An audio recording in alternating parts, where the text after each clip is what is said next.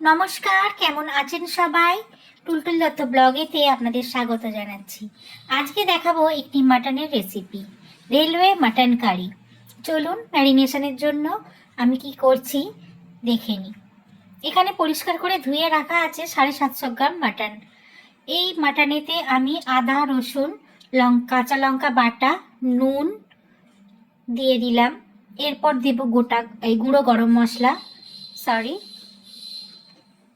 Meet মশলা,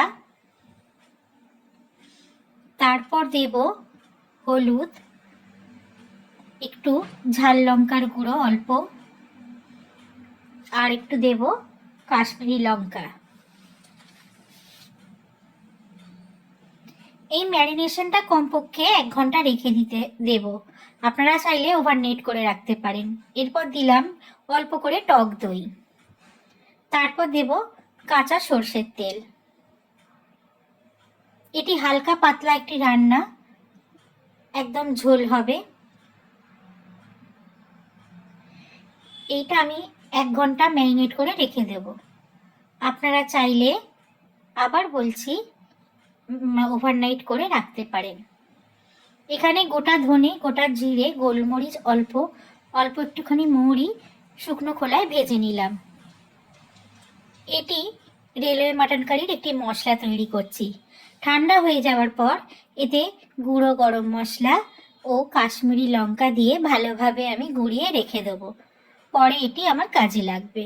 এটি হলো railway mutton curry মশলা। আমি এখানে দেখাতে স্কিপ করে গেছি। আগে আলু ভেজে তুলে রেখেছি, তারপর গোটা গরম মশলা, তেজপাতা, জিরে, শুকনো লঙ্কা, একটুখানি জয়িত্রী ও গোলমরিচ ফোড়ন দিয়ে আমি পেঁয়াজটা, চপ করা পেঁয়াজ একবার লাল লাল করে ভেজে নিয়েছি। সরি বন্ধুরা, এটা স্কিপ হয়ে গেছে, আবার বলে দিচ্ছি।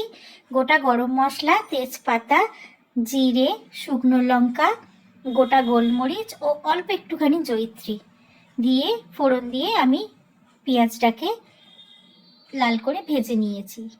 আর আলুও আমার আগে ভাজা আছে। এবার ঢেকে ঢেকে আমি এটা কষে নেব।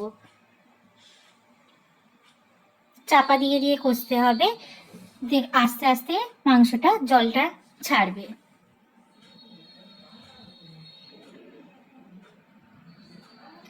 এখানে আমি একটা ছোট টমেটো দিয়েছি, যেহেতু দই দেওয়া আছে সেহেতু আমি একটা ছোট টমেটো দিলাম, কারণ এখানে মাংসটা কিন্তু খুব একটা বেশি নয়, 750। আর এখানে আমি ওই যে ভাজা মশলাটা করে রেখেছিলাম রেলওয়ে মাটন কারির, ওই ভাজা মশলাটা দিয়ে আর একটু ভালোভাবে কষবো এবং চাপা দিয়ে দিয়ে কষবো যতক্ষণ না টমেটোটা গলে যাচ্ছে ততক্ষণ। দেখুন আস্তে আস্তে কিন্তু মাংসটা জল রিলিজ করছে। এবার আমি কিছু কাটা পেঁপে, কাঁচা পেঁপে আর গোটা গোটা পেঁয়াজ দিলাম। এগুলো দেয় না, আমি দিচ্ছি কারণ আমাদের খেতে ভালো লাগে। আর এই কাঁচা পেঁপে দিলে মাটনটা খুব সুন্দর নরম হয়। এভাবে করে দেখবেন। আগে আগে ঠাকুমাকে দেখতাম লোহার কড়াইয়ে মাংস করতে, তখন তাতে কিন্তু উনি পেঁপে বাটা দিয়ে করতেন। এবার পাশে হতে থাকা গরম জলটা আমি ঢেলে দিলাম। একটু নুনটা চেক করে নিচ্ছি, একটু নুন দেবো, লাগবে আমার। এবার ভাজা আলুগুলো দিয়ে দিলাম। আমার এই প্রেসার কুকারটাতে 4টে প্রেসার সিটি পড়লে আমার হয়ে যায়, মাংস নরম হয়ে যায়। আপনাদের যেটা বুঝে আপনারা সিটি ফেলবেন। একটু নুন দিয়ে দিলাম, কারণ নুন দেওয়ার দরকার ছিল। আর দিয়ে দিলাম গোটা 2টো কাঁচা লঙ্কা। এবার আমি প্রেসারের ঢাকনাটা দিয়ে সিটি হতে দেবো। 4টে সিটি পড়লে আমি খুলে দেখাবো কি অবস্থা। আমার এখানে হয়ে গেছে, দেখুন